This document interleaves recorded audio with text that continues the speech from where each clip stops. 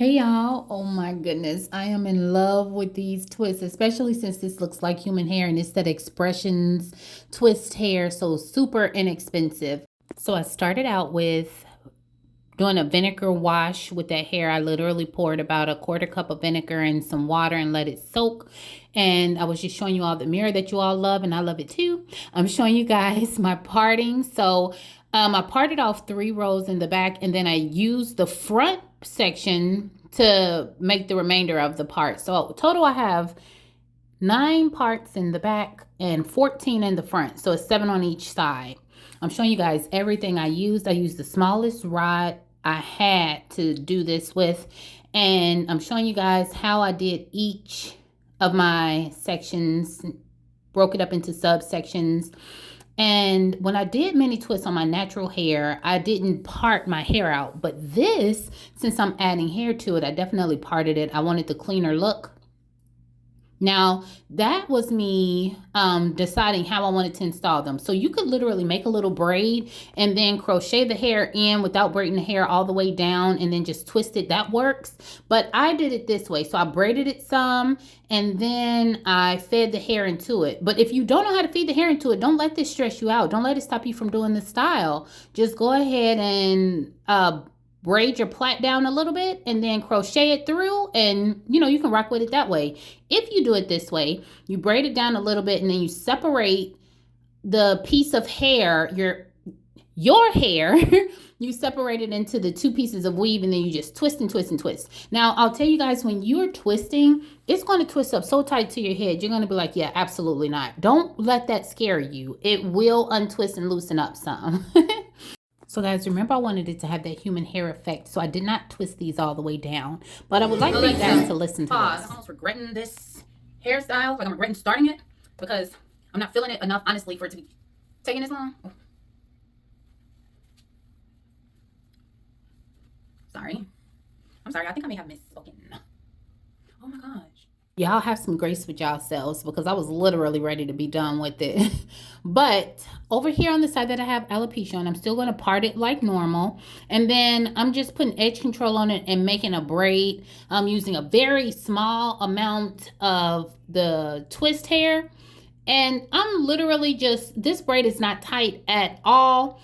Braiding it down some. And then you see how loose it was from the scalp. I don't need that to be super tight because I'm going to take that braid and connect it to the twist that is right behind it. This is me showing you all how you can make the twist to crochet in.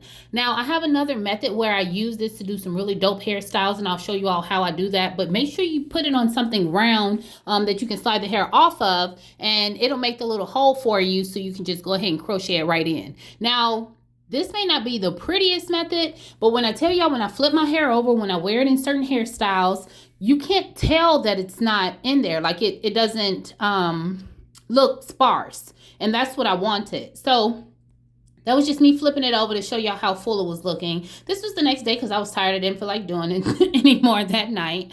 And then you see how I took the hair and I just braided it down some and then twisted it just like all the rest of the twists. And that creates like a little bridge for me to add a few more of the crochet pieces on there. And then, bam, that's it. I'm going to do a video of all of the styles that I wear my hair like this in so you guys can see the benefit of that. And now I'm just showing you, this is the hardest part of my head for me to do. If you have a hard time doing that, just sit down, flip your head over, and then you can access that part of your head a little more evenly. Now for the twists, I separated my hair into 4 quadrants, 4 sections.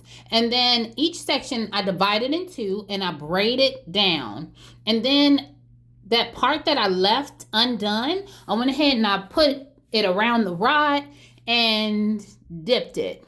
I hold it in my boiling water for at least 20 seconds, and then I take them all out. Now, as far as cutting, if there's any pieces that are real like crazy looking, I cut that off. But other than that, I don't do a bunch of cutting to it. This is me just adding the foam. And that's also why I didn't braid all the way down. I wanted that human hair effect, but I didn't want it to look like the ends of twists, like how the ends of twists usually look. I wanted it to look more human hair like, and I achieved that by braiding it and rodding it. Guys, look at the lightness. Look at how light these are. Look at the flow. Like, the twist will only look like that at the end if you braid it and rod it. So you have to straighten it some first before you rod it. So dip it in your hot water to make it straight, take it out, put the braid in it, put the rod around it, then dip it again. If you need to go back to watch that process, I definitely would suggest doing that.